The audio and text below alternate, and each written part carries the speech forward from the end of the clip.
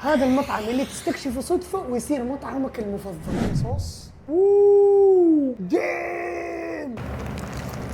تعالوا خلينا نشوف جديد مطاعم البرجر في مكة. من سكان مكة أو جاي مكة قريب نصيحة احفظ المقطع عندك. عندهم السماش برجر لحم والكريسبي برجر دجاج والكلاسيك دجاج والكلاسيك لحم. هذا سماش اللحم وهذا كلاسيك اللحم. سماش اللحم هذا السجنتشر عندهم، دقني لقمة واحدة وحتفهم معنى السماش عندهم. وهذا كلاسيك برجر لحم مشوي، لحم طري وجوسي وصوص مجنون. الكلاسيك الدجاج شوفوا كيف ما شاء الله تبارك الله الشكل واو.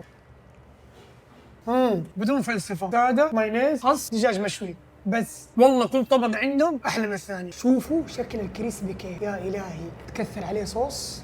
اوه ديم. اسمع صوت القرمشة.